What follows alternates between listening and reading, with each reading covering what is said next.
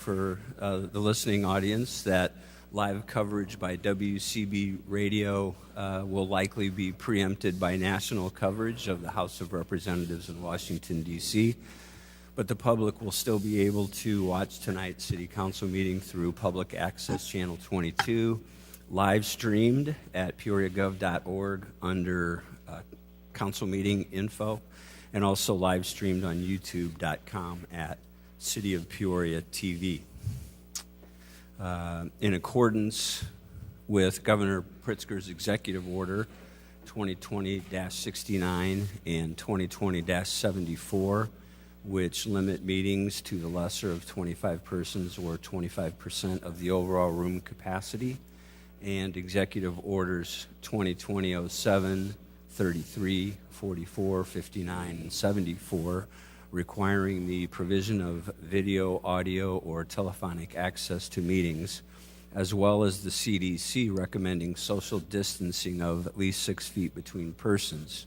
City Hall has implemented changes and restrictions for the City Council meeting on January 12th, 2021, while complying with the Open Meetings Act.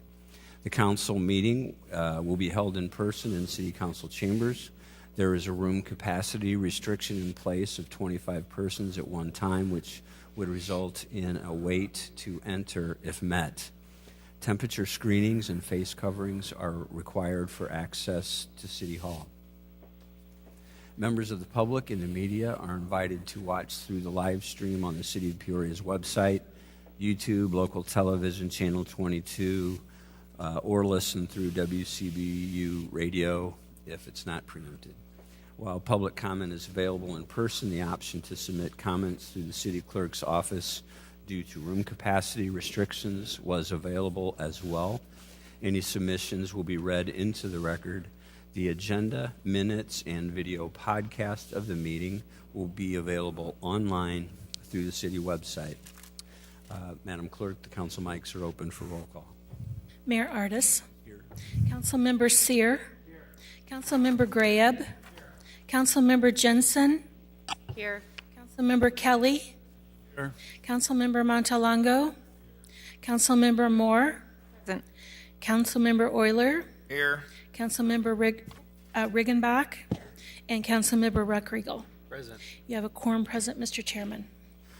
Thank you, Madam Clerk. A notice was received by a member of the City Council in accordance with rules established in Ordinance Number 16142, and the member will be deemed authorized to attend the meeting electronically unless a motion objecting to the member's electronic attendance is made, seconded, and approved by 2/3 of the members of the City Council physically present at the meeting. If no such motion is made and seconded, the request by the member to attend electronically shall be deemed approved by the City Council and the presiding officer, and shall declare the requesting member present. Seeing no objections from the council, Councilmember Ali is attending via telephone. Councilmember Ali? Present. He's present. Thank you. At this time, we would like to invite everyone to join us and stand for a moment of silent prayer or silent reflection, followed by the Pledge of Allegiance.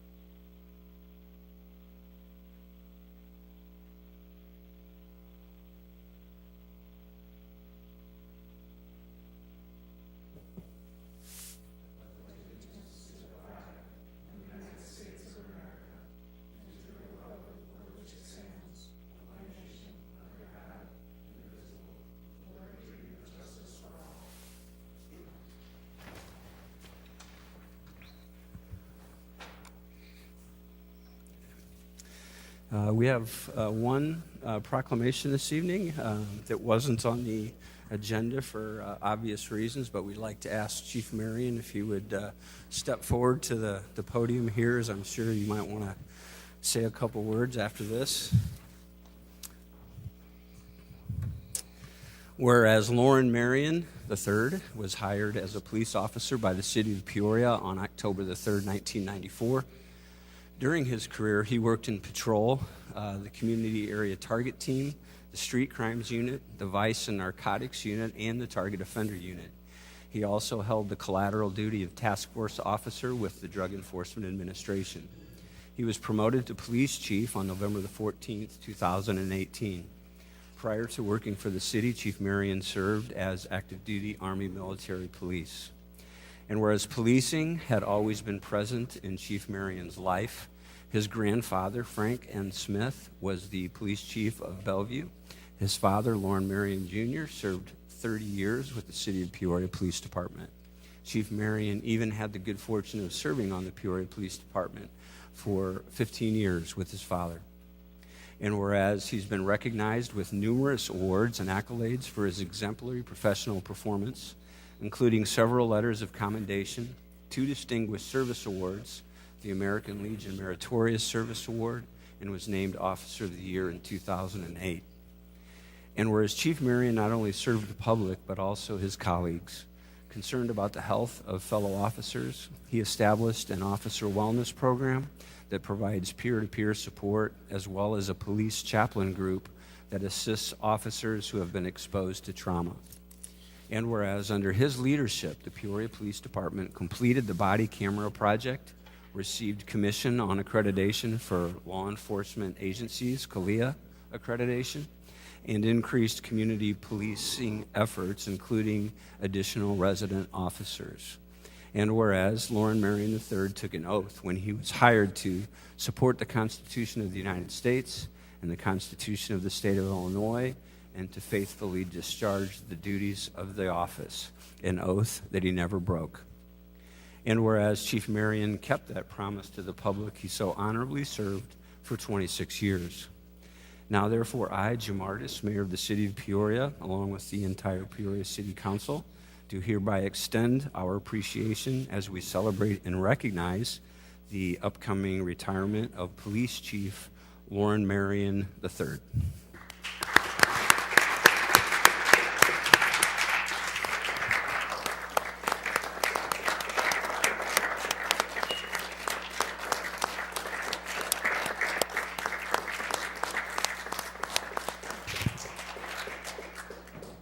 Before you start, Chief, and we won't use the 5-minute timer on you, I just want to, on behalf of the council, thank you for an outstanding career. Peoria, in many occasions, have had an opportunity to see a person in the police department and other departments. We have one in the fire department, too, and we have and have had in the past. But over the years, we've been very fortunate to have people that work their way through the ranks and end up being the chief of the department or the head of the department. And it's always nice to have a person that has that type of longevity and also has that institutional knowledge of every step along the way. As the proclamation mentioned, you have always performed every position that you've been in admirably, respectfully, with a lot of integrity. And I know that not only the city council and the city manager and his staff know that, but the community knows that. You and your family have always been highly respected here. And we can't thank you enough for how you've performed. You're going to be a hard person to replace. But we wish you and your family well in your future endeavors, and it really is our honor to thank and congratulate you. Thank you, Mr. Mayor. Well, first of all, kind of shocked right now. I wasn't expecting any recognition like this, and it is very special. It means a lot. To start off, I'd like to thank the city manager for instilling the trust and confidence in me in appointing me to the position. You know, it's one of the things that, starting off my career as a police officer, I just wanted to be a police officer. I never had the goal or expectation that one day I'd end up to be chief, you know. And when I made sergeant, my dad at the time was an officer, So everybody joked around saying that, hey, are you going to order your dad to do something, you know, because you're a sergeant, he's an officer. But, you know, to move up in the ranks is very special, being in the department that I started off in.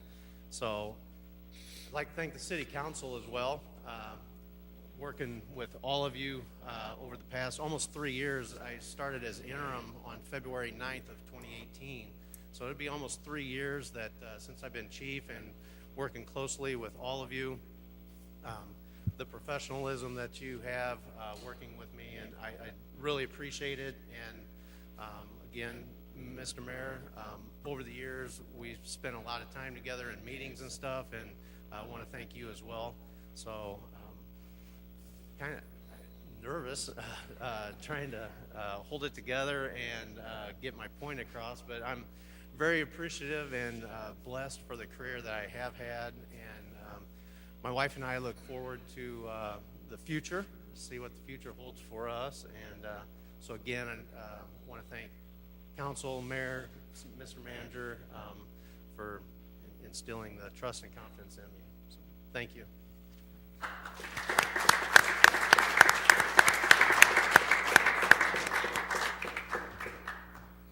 Councilmember Reckrigal. Thank you, Mayor. I move to approve the minutes of the joint city council and town board meeting held on December 8th, 2020, and the special council meeting held on December 15th, 2020 is printed. Seconded by Councilmember Grab. Are there any corrections or changes to the minutes? Seeing none, please cast your ballots.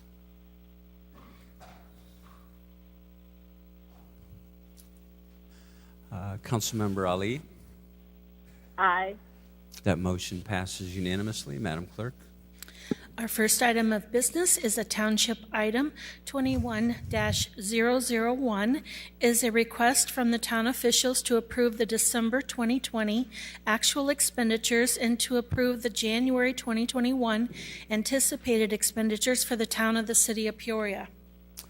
Trustee Grab. Mr. Chairman, I move to approve as outlined. Thank you. Seconded by Trustee Riggenbach. Is there any discussion on this item? Seeing none, please cast your ballots. Trustee Ali? Ali, aye. Yeah, thank you. That motion passes unanimously. Madam Clerk. We're at the consent agenda. 21-002 is a request to approve the funding recommendations from the CDBG Public Services Advisory Commission for the 2021 Community Development Block Grant Public Services Funding in the amount of $265,000. 21-003 is a request for the sole source purchase of 25 InterGov licenses from Tyler Technologies Incorporated in the amount of $69,825. 21-004 is a communication from the City Manager and Director of Community Development with a request for the following. A is to approve a contract with Stantec Consulting Incorporated for the implementation of the U.S. Environmental Protection Agency Brownfield Cleanup Grant for the former Tabor property. And B is to adopt an ordinance amending the City of Peoria 2021 revised annual budget relating to the capital fund to recognize the receipt of grant funding provided by the U.S. Environmental Protection Agency Brownfield Assessment Grant and corresponding expenditures in the amount of $500,000 and the use of Eagle View TIF fund balance in the amount of $100,000 to provide required matching funds for the grant. 21-005 is a request for a sole source contract with Oak Star Consulting for 1 year of support and consulting for strategic planning, project management, and skills development in an amount not to exceed $160,000. 21-006 is a request to approve a contract with Ascend Technologies for a cybersecurity assessment and plan in an amount not to exceed $25,000. 21-007 21-007 is a request to execute an agreement with the Illinois Department of Transportation in the amount of $10,720 plus contingency for the city's participation in modernizing traffic signals on U.S. Route 150 at Academic Drive and Glen Hollow. 21-008 is a request to approve agreements to amend leases between the City of Peoria and Verizon through Verizon's agent, American Tower Corporation. 21-009 is a request to approve a sole source renewal of the maintenance agreement for the city's telecommunications system with Altura Communications in an amount not to exceed $56,000 per year for up to 3 years. 21-010 is a request to concur with the recommendation from the Planning and Zoning Commission and staff to adopt an ordinance rezoning property from the current Class R4 single-family residential district to a Class CN neighborhood commercial district for property located at 2132 North Gale Avenue. 21-011 is a request to concur with a recommendation from the Planning and Zoning Commission and staff to adopt an ordinance amending special use in a Class R3 single-family residential district for church facilities, ordinance number 10086, as amended, to include a commissary kitchen and school for the arts for property located at 3601 North Street. 21-012 is an appointment by Mayor Artis to the East Village Growth Cell Committee with a request to concur of Aetha Suggs. 21-013 is an appointment by Mayor Artis to the Construction Commission with a request to concur of Todd Clarehout. 21-014 is a reappointment by Mayor Artis to the Solid Waste Disposal Committee with a request to concur of Stephen Morris. 21-015 is an appointment by Mayor Artis to the Peoria Public Library Board of Trustees with a request to concur of Catherine Newmiller. 21-016 is a communication from the city manager, the treasurer, and the finance director, comptroller, with a request to receive and file the month ended November 30th, 2020 unaudited financial report, and that completes your consent agenda. Thank you, Madam Clerk. Items to remove from consent this evening. Councilman Ruckriegel. 21-005, please. Councilmember Moore. 21-002, please. 002. Okay. Any other items to remove from consent? Councilmember Sear. 21-016, please. 16.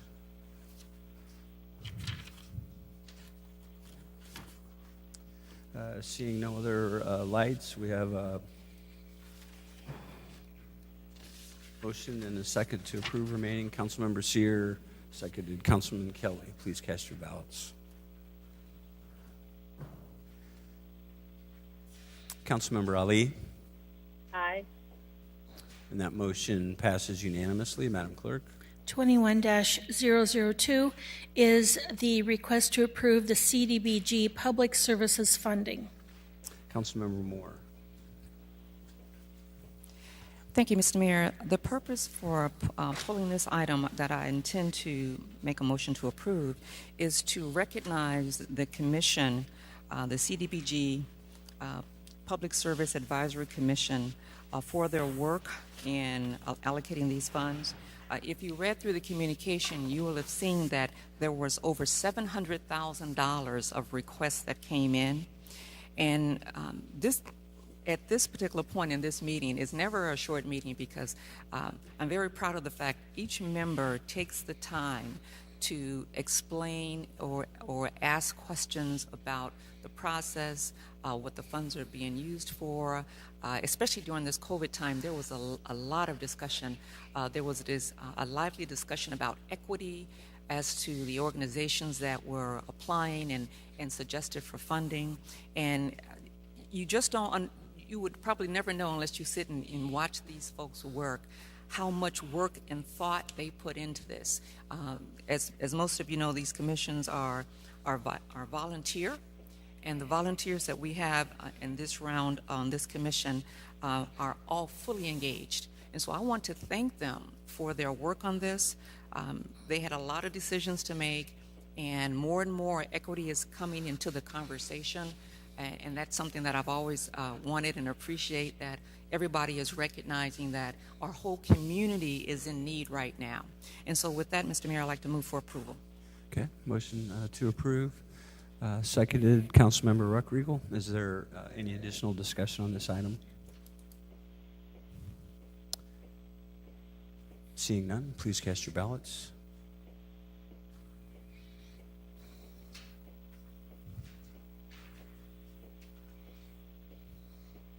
Councilmember Ali, Aye. and the motion passes unanimously. Madam Clerk. 21-005 is the sole source contract with Oakstar Consulting. Thank you. I asked Councilmember Ruckriegel to pull this just to clarify, Mr. Manager. We had talked about this, but just the discussion was that this contract was 30 days at a time, and it's either side can walk away after 30 days' notice. I just want to make sure that that was everybody understood that. Yes, that is correct. Thank you. Thank you, Mayor. I move to approve. Okay, motion to approve, seconded by Councilman Riggenbach. Any additional discussion on this item? Seeing none, please cast your ballots. Councilmember Ali, Aye. that motion passes unanimously. Madam Clerk. 21-16 is the November 30th unaudited financial report. Councilman Sear. Thank you, Mr. Mayor. Just a couple questions for our city manager. Page 5 of this report, Mr. Manager.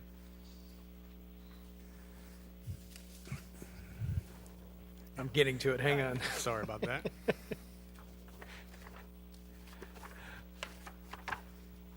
Okay. On the, my page 5 talks about the stormwater utility fees. What is the ending fund balance in that account? So the ending fund balance here is $22.4 million. That now, because this is an enterprise fund, it's not all cash. So when we have a fund balance, that would mean within an enterprise fund, it would include some of the assets that we have within that. So that could be fixed assets. We do have a fairly sizable cash balance in that account, but it's not $22 million. Director Scroggins, maybe if you could jump to the mic and add anything that I might be missing with regards to what's entailed in the entire fund balance in the Stormwater Utility Fund. Sure, can you hear me?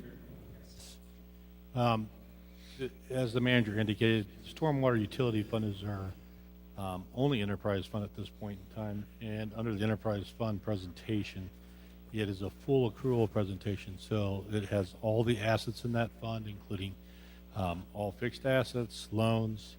It also reflects the debt and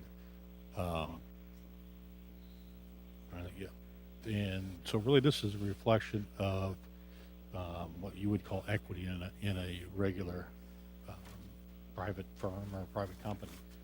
So it is not completely cash. I think at the end of November, our cash balance was roughly $8 million. So the difference of that is the value of the assets in excess of the liabilities. What are the projected revenues for 2021? I didn't hear the question. What are the projected revenues for 2021? I don't have the 2021 budget with me. I believe it's somewhere around 12 million. Very much. I don't know if we're allowed to request back for a report. Can I ask for a report? Mr. Manager, if I could request a report back on this item from Director Powers. Just curious where we spend the money the last 2.5 years, and which project do we have on the books for 2021, please. With this, Mr. Mayor, I'd like to move to approve. Motion to approve, seconded by Councilmember Kelly. Further discussion, Councilman Kelly. Thank you, Mr. Mayor. Just for a clarification, and I will anticipate the report coming back that Councilman Sear asked for, but if we spend $1 million on a project, is that full $1 million included in ending fund balance? If you spend $1 million out of the stormwater utility fund, that would come out of either the ending fund balance or the anticipated expenditures for next year's budget well, this year's budget. We're in 2021 now. We're 12 days into it. So it would come out of the expenditures that we've identified and that the council has adopted as part of this year's spending plan.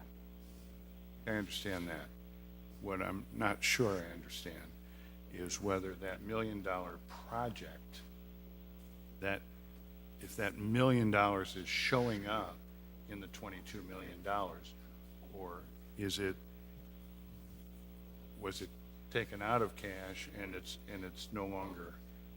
In other words, are we carrying the assets that we have put in place as an ending part of the ending balance? That in this fund, because you're treating this as an enterprise fund like a business, the assets that you put into the ground, the infrastructure improvements, we put a value to those, and that's listed here in that $25 million ending fund balance. You just bumped it by 3, but that's okay. That's all right. 22.45 million. Sorry. Thank you. Thank you, Mr. Manager. Okay, thank you. Any further discussion on this item? We have a motion and a second. Please cast your ballots. Councilmember Ali. Aye.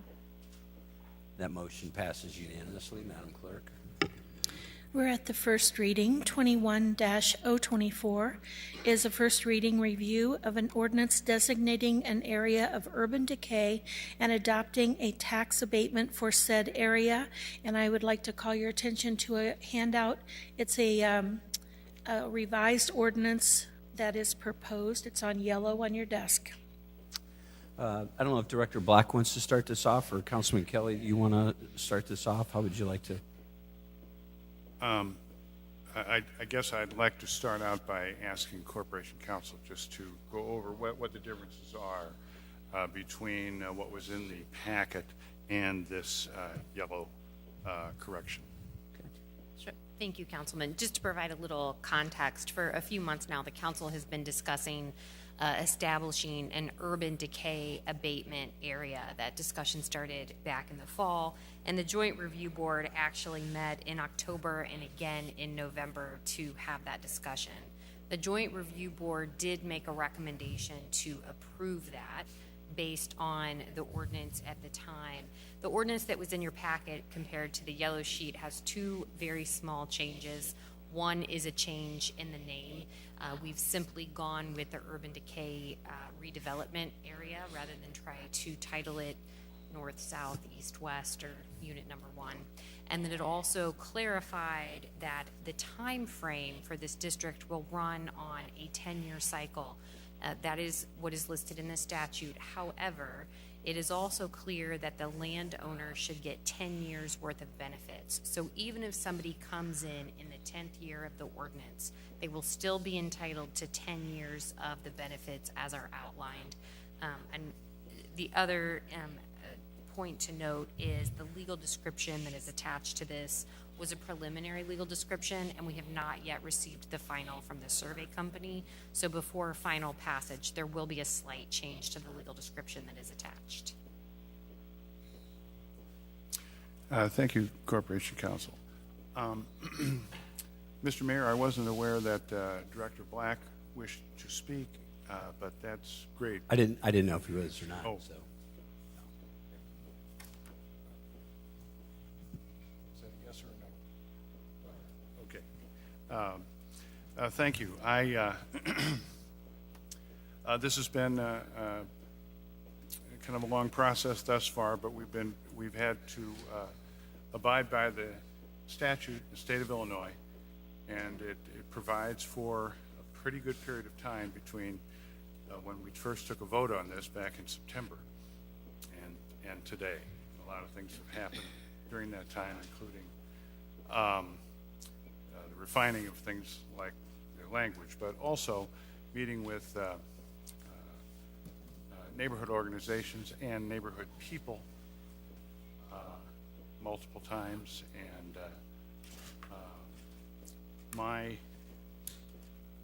and in general, those meetings have gone very well. Any question that occurred to people, as long as there was time, I tried to answer, I think, to their satisfaction. So I don't want to take a lot of time. I think we've kind of been through this a few times. And certainly if anybody has any questions, I'd be happy to go forward with them. So I'll just leave it at that, Mr. Mayor, and move for, I'm sorry, are Receive we and file. receiving? Okay, move to receive and file. Okay. Motion to receive and file, seconded by Councilmember Euler. Discussion on this item, Councilmember Moore. Thank you, Mr. Mayor. Ms. Corporation Counsel, with the change to add the additional possibly 10 years, I think you indicated if someone comes in the 10th year, then they will have the benefit of 10 years. Is that correct? What organization did you say this was submitted for review to? There was a commission that had to hear this? As far as the property tax exemption goes, I don't think we've quite yet established which department within the city would be reviewing that. Organization that this was presented in front of, and they came back with. My apologies, the Joint Review Board, Okay, that the is a Joint Review member Board. of all the taxing districts, has a So representative does on the it. joint, at the time that it was presented to the Joint Review Board, was the change where a person could come in the 10th year and still get the benefit of 10 years, was that presented to them as well? Yes, the only difference between the version that is on your yellow sheet and the version they saw was in D, the word effective period read effective period of the ordinance, I believe. Or this version reads effective period of the ordinance, and when they reviewed it, it said effective time period. And so there is no need to, even by email, make sure that they understand that there was a change since they saw it? I believe the 10-year, I'll call it the 10-year and the 10-year provision has always been clear. No, I'm not referring to that. I'm referring to any kind of change to the proposed ordinance that was a change that the Joint Review Board did not see. I even understand by the question. email. Sorry, I Okay. didn't understand it first. Okay. I believe that the changes made were all minor and clerical, and the map was clear. It was simply the legal description that's being cleaned up. Thank you. Thank you. I had Councilman Regenbach next. Thank you, Mr. Mayor. I have a request for Director Black before this comes back for the final reading, that he could get a count for us of the number of properties that are in the East Village Growth Cell, as well as the area that will be designated for this purpose. If we could get a count of the single-family households and people who hypothetically would be eligible for the TIF program through the EVGC that now would be taken out of it and be part of this program. Thank you. Councilmember Moore. Thank you, Ms. Mayor. If I could also, Director Black, extend that request to include the specific addresses. I received a text as I was sitting here from someone and asking me if the North Valley was being pulled out. And it's not the entire North Valley, it's a section of it. But if I had the addresses to let him know what address we're talking about, he can determine whether he's in that space. So if we could get a list of the addresses, that would be good as well. Thank you. I had Councilmember Graham next. Mr. Chairman, consistent with previous voting on this issue, I will have to abstain because of ownership in the area so designated. So noted. Thank you. Councilmember Jensen was next. Thank you, Mr. Mayor. I commend Councilman Kelly for sticking with his guns and keeping at it and bringing this forward and to us. I do have some concerns. I've talked to Councilman Kelly about it, and I raised it the last time we talked about this. I would feel better supporting it if we had more input from people that actually reside in the area. That's part of the boundaries of this. They're the ones that'll be impacted the most. And I think it's a good start. I have been contacted from people that live in the area, and they feel like they would like to be part of developing the plan, and perhaps this could be, I don't know, grouped in, or we added other incentives that would support people that currently own homes that aren't going to be and aren't able to do new construction. I mean, I know we need the investment, but I think they should have the citizens that reside there more of a say in how this program is going to be developed and implemented, and hopefully combined with other incentives so that it can really spur some investment and development that will benefit everyone, especially the people that currently live there. So I know it's been difficult with COVID to have meetings, and it's difficult for people to attend them virtually. So I'm hoping, and I know there's not a lot of time before this comes up again if it's at the next meeting, but that we can continue to push to get more input from people that actually reside in the area with regards to this program. Thank you. Thank you. Councilman Kelly. Thank you, Mr. Mayor. Councilman Jensen, I would really like to second your wish to benefit in some way existing homeowners in this area. We could do that if we ever got the amendment to this statute under which we're working passed in Springfield. And yeah, we're coming up on our legislative conference or meeting, and if we could strongly emphasize to our legislative team how it would be such an improvement. Unfortunately, this is as far as we can go under the current statute, but if we could get rehabs included in this, I think it would be a much more powerful thing. As it is, it's not included, and so we can't go there now, but that doesn't shut the door for doing it at a later time. But thank you for bringing that up. Councilmember Moore. Thank you, Mr. Mayor. Finally, I'd like to add, it's interesting to hear a second to a request for funding for an area for those folks who are not going to be able to benefit from this program. I'm all in favor of providing funding for those folks in the area for rehab. But let us remember, when this was brought to this body, you were told this was not going to cost you any money. And now there's a request to add some type of incentive for folks who live there already. That should always be the case. Folks who live there that are improving their properties, their own homeowners, they should always be considered for funds, just as we have been able to do through TIF on some of the South Side communities. But just remember, you were told this was not going to cost you any money. And going down the road, if you decide to, which I would encourage for the North Valley folk who are not able to receive any rehab monies like some folks on the South Side, that would be certainly something good for them.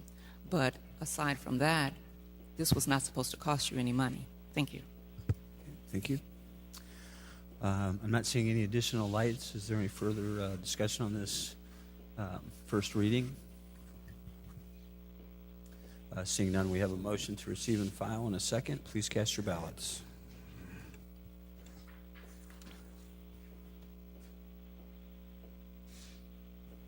Councilmember Ali. Aye. That motion passes with 9 ayes, 1 nay, and 1 abstention. Councilman Graham. Madam Clerk.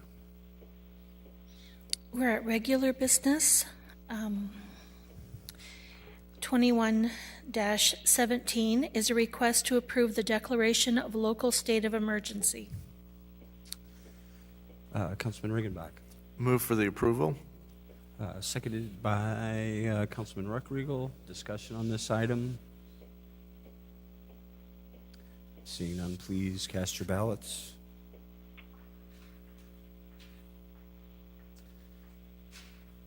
Councilmember Ali. Aye. The motion passes with, I guess I should have voted on that. We'll consider mine a yes vote. That motion passes with 10 ayes, 1 no. Councilmember Montalongo. Madam Clerk. 21-018 is a request to concur with the recommendation of staff to set a public hearing before the City Council on Tuesday, January the 26th, 2021, at 6 p.m. regarding the establishment of a citywide CSO sewer rate and approval of proposed rates for 2023 to 2026. Mr. Manager. Thank you, Mr. Mayor. This item simply sets the public hearing date for our next council meeting on January 26th at 6 p.m. For the proposed rate increases for the sewer fees, the sewer charges that we have for 2023 through 2026. Okay. Councilmember Jensen. Oh, okay. Thank you. Motion to approve the date, seconded by Councilman Euler. Discussion. Councilman Kelly. Just a little clarification, Mr. Manager, the slideshow that was included, that's what's going to be shown at the public hearing? That's correct. Thank you. Okay. Thank you, Mr. Mayor. Thank you. We have a motion and a second. Please cast your ballots.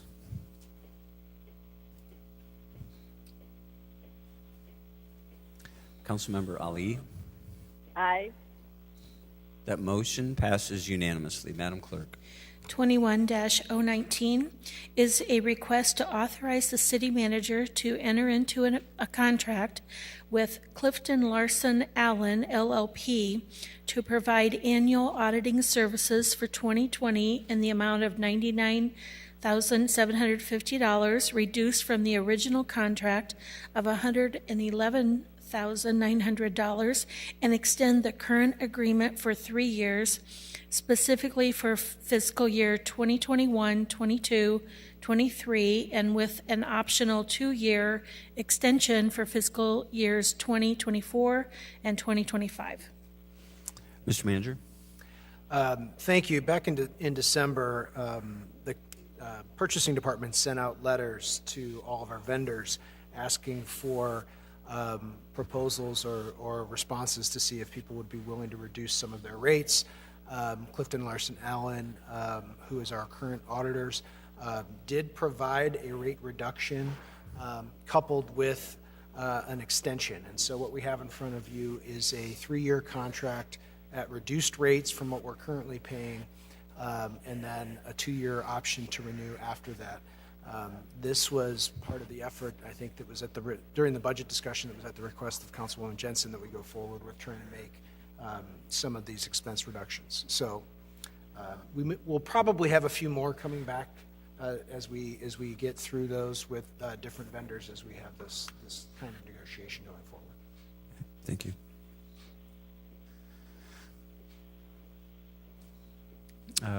Move to approve, Councilmember Jensen, seconded by Councilman Kelly.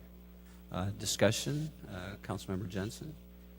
I just wanted to thank the city manager for moving forward with my request to ask vendors for those reductions. I think it's helpful, and I want to thank Clifton Gunderson for their offer to do that, and I hope the council will approve this. Thank you. Thank you. Councilmember Sear. Thank you, Mr. Mayor. Mr. Manager, one quick question. The option, can you explain to us, is it our option, their option? It would be our option. We would bring it back to council to approve the extension. Thank you. Thank you. Any further questions on this item? Mr. Mayor, it's Rita Ali. Councilmember Ali? Yes, I had a question for the city manager. I know it's prudent to every so many years to change the auditing firm. What is the standard on that in terms of switching up after a number of years? Maybe I'll ask Director Scroggins to talk about what the Government Finance Officers Association recommends in terms of changing auditors. Director? Thank you. You're welcome. You're welcome, Director. Sure. In reviewing the Blue Book and talking with other communities, many people and many municipalities rotate their auditors anywhere from a 5 to 10 year rotation basis. There's pros and cons for both. To not rotate, because currently auditing firms rotate the partners and they rotate people through, so they basically have new people looking at your stuff every 3 to 4 years. So that has reduced the amount of people going from auditor to auditor. This has happened to be an opportunity. We've only had them for 5 years. We had McGladry for I think 10 years prior to that, and then prior to that I think it was Clifton before. So we try to do it on a 5-year basis. I think this is an excellent opportunity to garner some savings. I think the last time we did an RFP, the lowest bidder started at 99,000. I think it was CLA. So they're coming back 5 years later with the same price or a little bit lower than what they had 5 years ago. I think that's pretty competitive. So, no, I appreciate the reduced pricing. Once we get completed with that 3 additional years or 3 years, then how long will we have had Clifton and Gunderson as our auditor? Clifton Larson would be our auditors for, at that point in time, 8 years. Clifton Larson's, pardon me. So I think that 10 years is a long time. If there was an extension, that would make us be with the same auditing firm for 10 straight years. I think it is prudent to look at a change, possibly at least after a 5-year time period. So I just wanted to put that out there, and we can revisit that at a later date. But again, thank you for your work, Mr. Manager, in terms of negotiating those reductions, and to Councilwoman Jensen for advising that reduction. Thank you, Mayor. Thank you. I'm not seeing any additional questions out there. And if there are none, we do have a motion and a second to approve. Please cast your ballots. Councilmember Ali.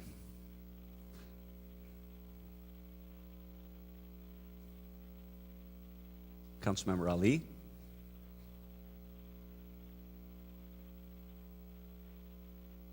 The motion passes with 10 ayes.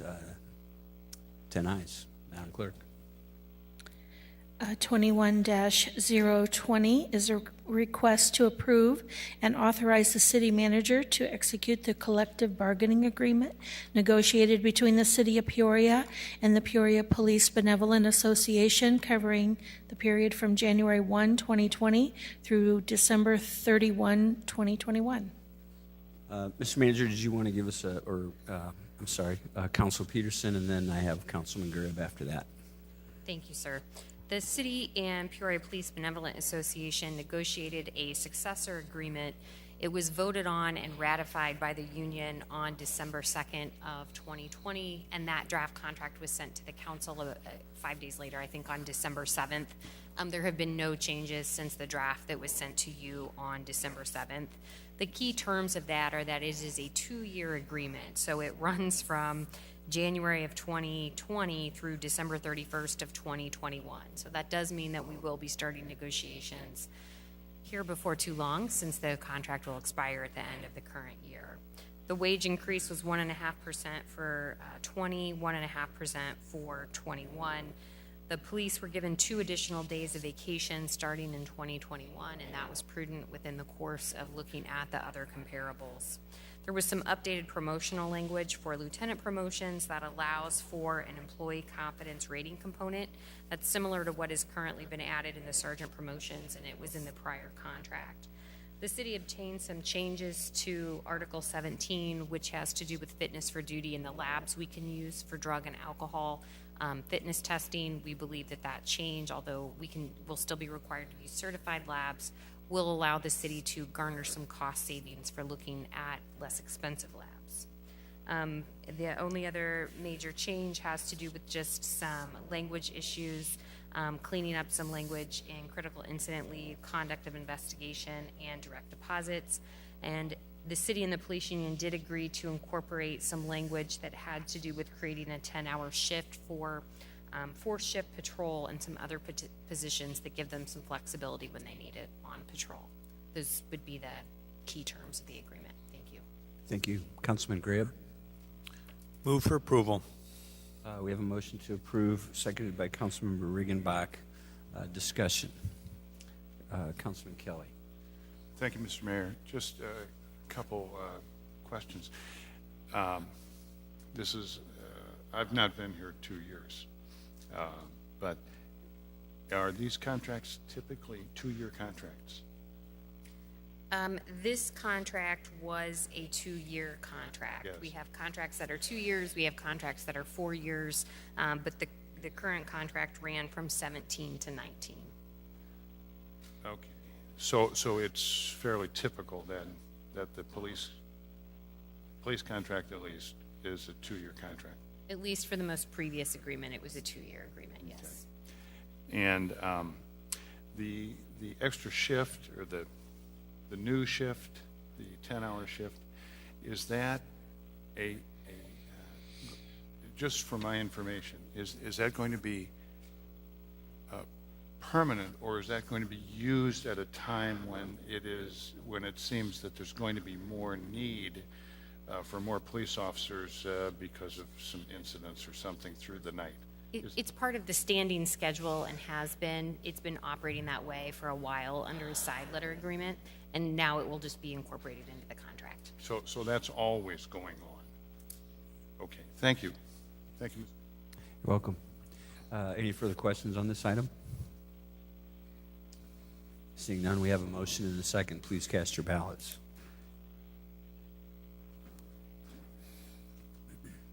Councilmember Ali.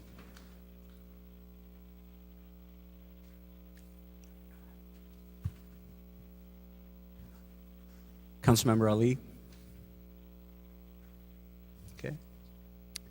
The motion passes with 10 ayes. Madam Clerk. 21-021 is a request to adopt an ordinance concerning 2021 liquor license renewals. Councilman Recreagle. Thank you, Mayor. In front of us tonight, we have a proposal to reduce our liquor license fees, given the fact that we have had an unprecedented year for our businesses to really come through the COVID restrictions. What this does is this does not give anything but a partnership with our businesses to be able to let them know that we understand the expenses, the fragility of their business, and the fact that they've had to tailor their business, or in some cases not be able to operate at all. And this really does let them know that we understand what they've been doing. It also extends out day through May, which will be the day that the permit fees will come due, which also gives them a little bit more time for people to work on cash flow.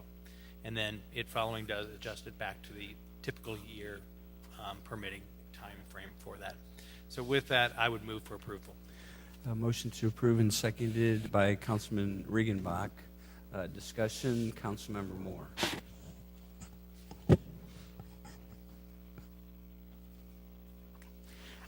Ms. Corporation Counsel, are there any organizations or license holders who are exempt from this reduction? Yes, ma'am. And who- Exempted from the ordinance would be those that hold package licenses where there is no on-site consumptions. So under our ordinance, it would be C, which is a grocery store license, C1, which is a liquor store, and CG, which is a gas or convenience store that has a beer and wine license. And in total, that is 49 of our total 229 liquor licenses. Thank you. Thank you. Councilman Montalongo? Thank you, Mr. Chairman. Yes, I'd like to thank the city manager for bringing this back. At our meeting in December, I had met with those from our local hospitality association, and other members of chambers who were in this line of business, and this was something that they were requesting to the city if there's any way to help them. So thank you, Mr. City Manager, for bringing this back.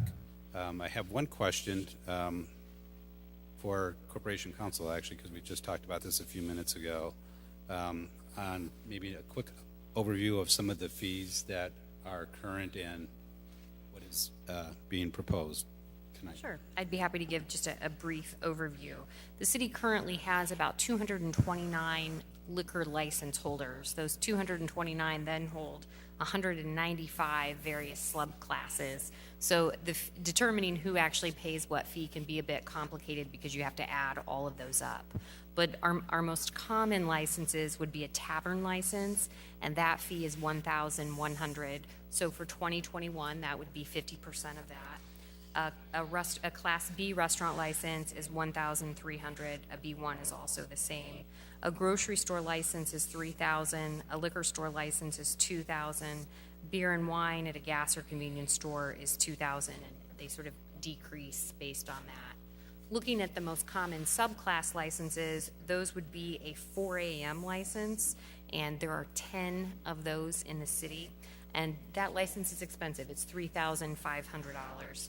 A 2 a.m. license is $800, and then one that's been of particular interest this last year has been the beer garden license, and that is $200.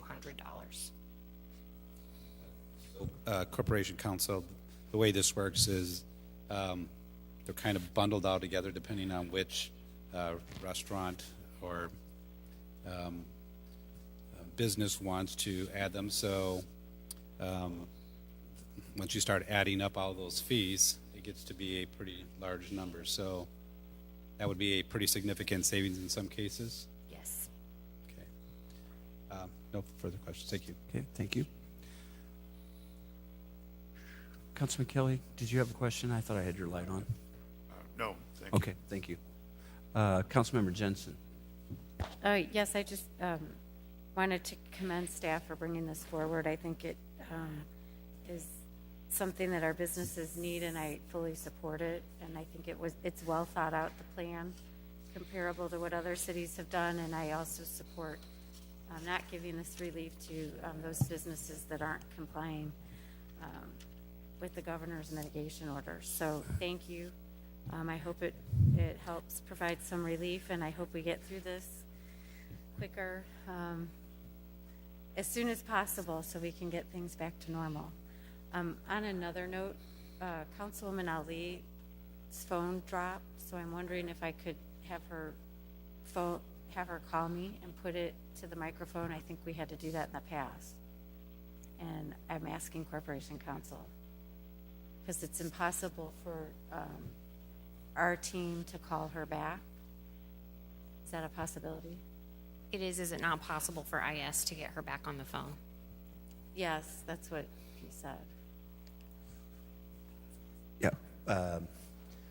The little bit of the difficulty, according to IS, is then we'd have to work out something and get Director Black to call back in too. So, why don't we do this? If she wants to speak to this issue, we'll put her microphone up or your phone up to the mic, and in the meantime, I'll ask IS to reconnect with Councilmember Ali and Director Black. Okay. So while we're waiting to see if she wants to speak to this issue, we'll go to Councilmember Moore. Thank Thank you, Mr. Mayor. Ms. Corporation Counsel, is there any provision that allows for any businesses that did not adhere to the emergency order? Will they also be able to receive the discount? Everyone at this point will be eligible for the 50% discount. At this point, we are not aware of any liquor license holder that has been charged either in an administrative body or in a court with violating those orders. If that happens and they are found guilty or plead guilty to that liability, then they would become responsible for the rest of the discounted rate. So they would then owe the remaining 50% of the fee. I expected that to be the answer, but I had a citizen ask me to ask that question for the public, so thank you. Thank you. She just wants to vote on the issue. Okay. Speak. Okay, thank you. I'm seeing no further questions. We have a motion to approve. We're going to, after we vote, we'll ask Councilmember Ali over cell phone to give us her vote, and then after that, IS can get them reconnected. So I'm seeing no further questions. Please cast your ballots.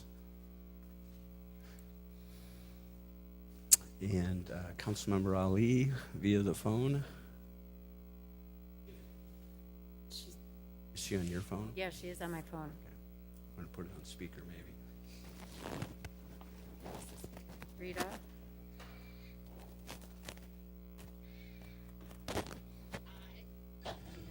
Huh.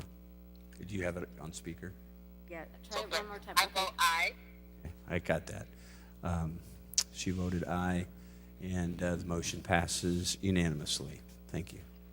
Madam Clerk.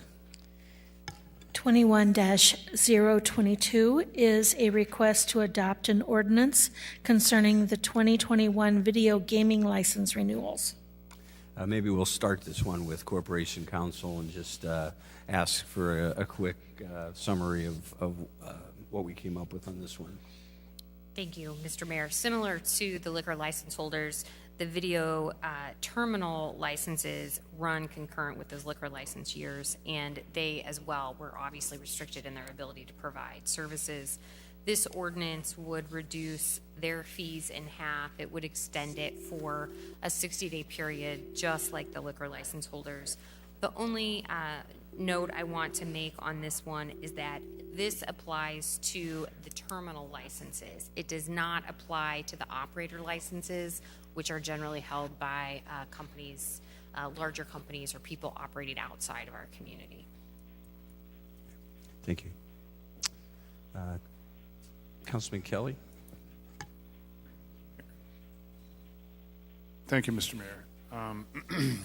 Corporation Counsel or Mr. City Manager, am I correct that the fees that we charge for gambling go directly to the place of business and not to the owners of the machines? Is that correct? In other words, I have a tavern. It has a gambling machine in it. It is owned by XYZ Amusements Incorporated.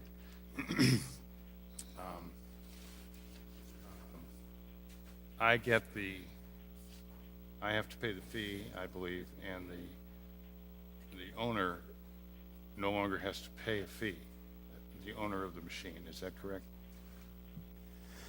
The owner would have to pay a 50% fee. Okay, I was told that we're not doing that anymore, and the whole thing is on the tavern owner. That is not correct. I'm sorry, maybe I misunderstood your question, Mr. Manager. Did you understand it better? The tavern owner is responsible for paying the fee. Both fees. Both fees. Yes. Did we change that recently? Not, in the last couple of years. No. No. The gaming companies may pay the fees on behalf of the tavern owner. That's between the gaming company and the tavern owner. Okay. Councilman, for clarification, I don't believe the city actually instituted the operator's license fee until late 2018. It may have been early 2019. So in looking at the code, that is the newer of the two fees. Before that, what did we do? I'm sorry. Before that, what did we do? Before that, it was just the license for the machine, Paid by, probably the bar owner. okay. Sorry to take up everybody's time. I'll continue this later. Thank you, Mr. Mayor. Thank you. We have a motion on this item or further discussion. Councilmember Jensen. I'll move to approve. Thank you. Motion to approve, seconded Councilmember Sear. I do understand that Councilmember Ali is back on the phone as well as Director Black. And I'm not seeing any additional discussion, so please cast your ballots.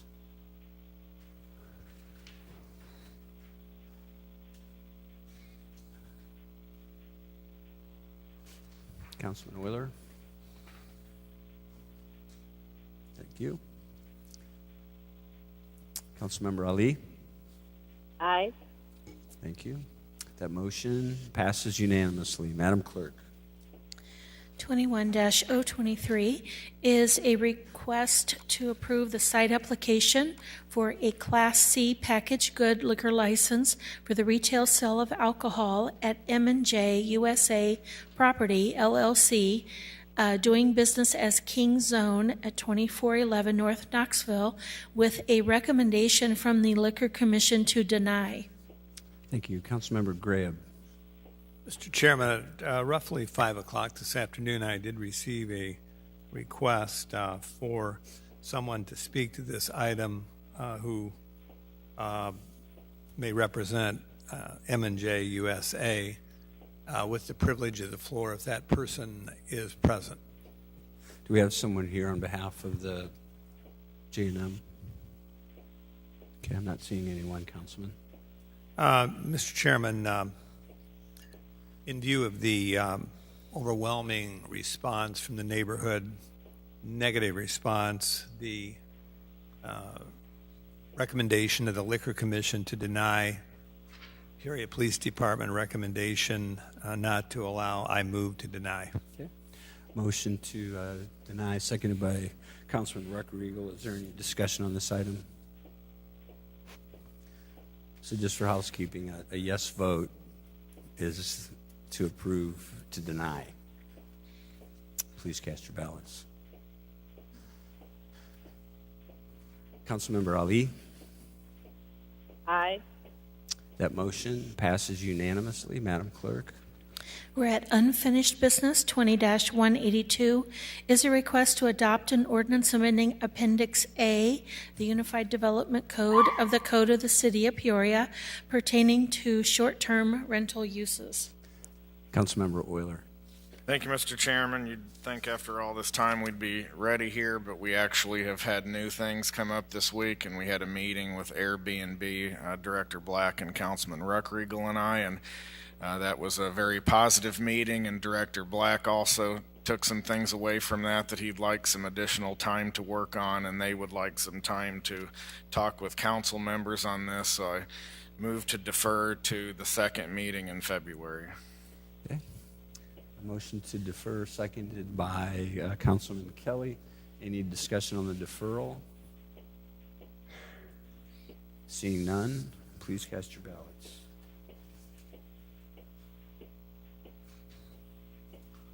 Councilmember Ali. Aye. The motion passes unanimously. Madam Clerk. 20-244 is a request to concur with recommendation from the Planning and Zoning Commission and staff to adopt an ordinance approving a special use in a Class CN neighborhood commercial district for an assisted living, sober living facility for property located at 2419 North Prospect Road. Councilman Riggenbach. Thank you, Mr. Mayor. Unfortunately, the petitioner is not quite ready for this, so I would ask for a 30-day deferral till the first meeting in February. Okay. The motion is seconded by Councilmember Graham. Discussion on this deferral. Seeing none, please cast your ballots.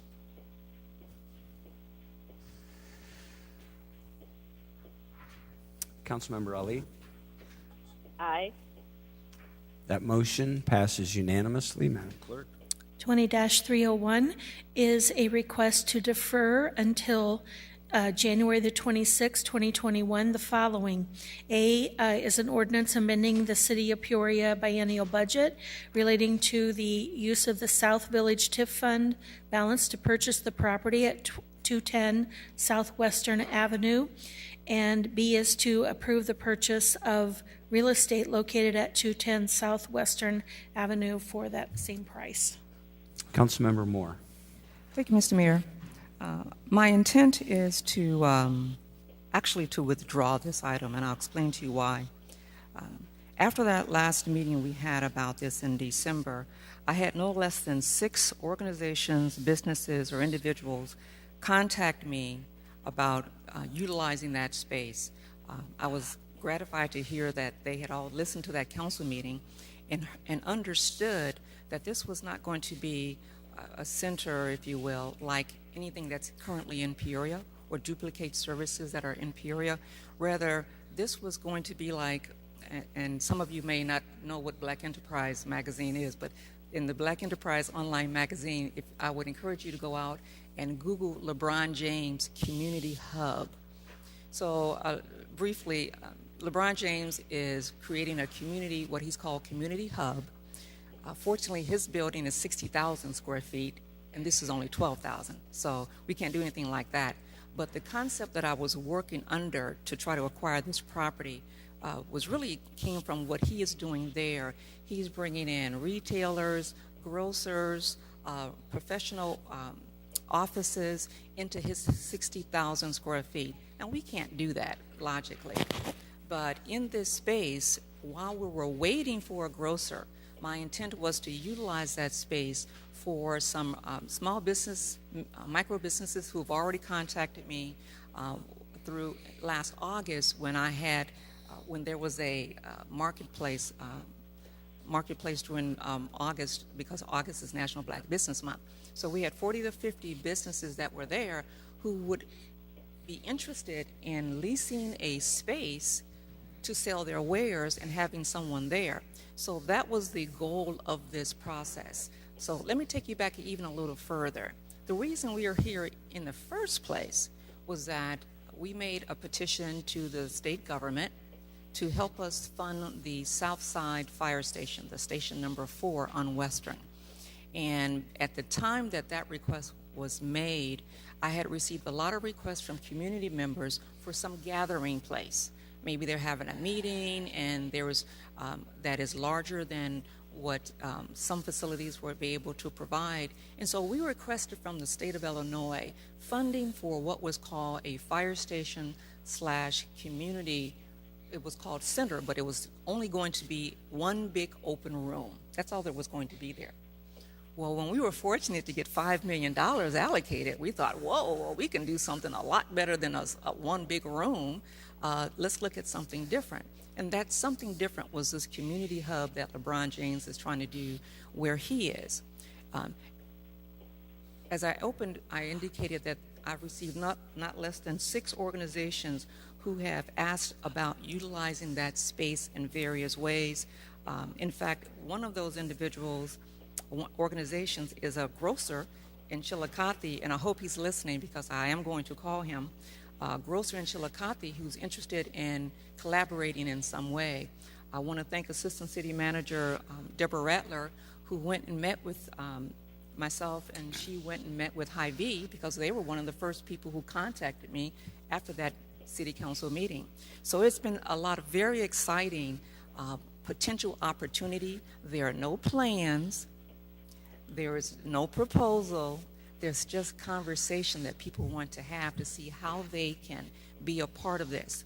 Now, the reason I am withdrawing it versus deferring it to a later time is because our purchase agreement for this building expires at the end of this month. And with COVID, we had to put off meeting with Hy-Vee because COVID was in full effect, so that took us back a week. And so by the time we get through all of these to find out what they are interested in doing to have a meeting with the community to find out if these are the kinds of things you're interested in coming. It's going to be well past the end of the January purchase agreement, and so might as well pull it out, because now we don't know what the purchase price might be. Now that the owner knows that we're interested and there are people interested in doing something there, it might be a different amount. Hopefully it's less, but it might be more.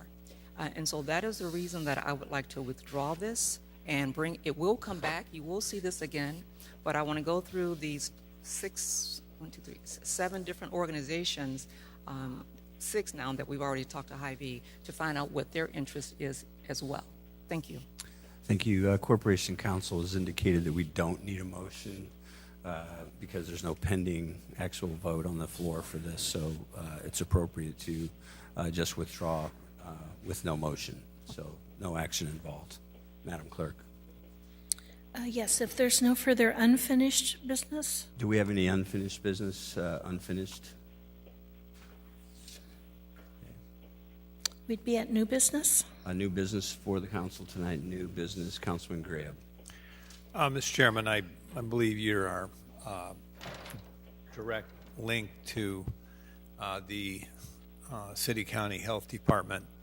I received, and I know everyone around the Horseshoe has been the recipient of communiques requesting information on when the vaccine for the influenza might be available to the people of Peoria, people we represent, for those who wish to get it. Would you have any additional information to provide? I know that they're still working on first responders and as well, not just police and fire, but also medical first responders. Mr. Manager, do you have an update more recently? Thank you, Mr. Mayor. Yeah, just very briefly, we are having a conference call tomorrow about the 1B rollout. So once we have more information, we'll be happy to share that with council so we can get that information out. I think right now the health department really has been focused on trying to get through that first wave of vaccinations, and we'll have more information to share tomorrow. Thank you. Thank you. Any other new business tonight? New business? I'm seeing none, Madam Clerk. We're at citizens' opportunity to address the city council, and we did put a notice out that said for anyone who wanted to make a comment to email me, and I would be glad to read it. I've received one comment. Actually, this was for the December 22nd meeting, which we canceled. So it is from Roy Beckham, and he has several questions. Is it unfair and a form of discrimination to inform citizens who have a structure on property of a code violation, thus giving them ample time to address the violation, but not inform citizens of vacant lots property of code violations? Is it unfair and an undue process for a department of the city to turn over fees to collection agencies for work orders done without proper notice of code violations? How can this be fixed?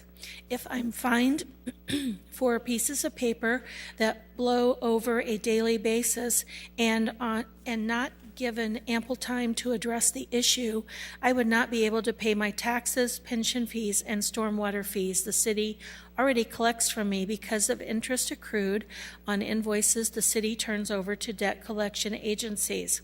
What can I do to help improve this unfair, inconvenient process during the time of COVID and the future? I humbly ask that you forgive all debt that has been placed on me by the city of Peoria that has been turned over to collections. So that is the only comment I have received. Thank you. So we would be at executive session. Corporation Counsel. We need executive session per 5 ILCS 2C1 to discuss the performance of a specific employee, and 2C21 to review prior closed session minutes. Okay, we have a motion to go into executive session by Councilman Euler, seconded by Councilman Sear. Please cast your ballots. Councilmember Ali. Aye. The motion passes unanimously.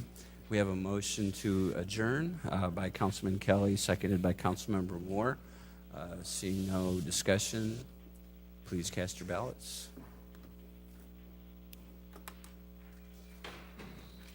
Member Ali?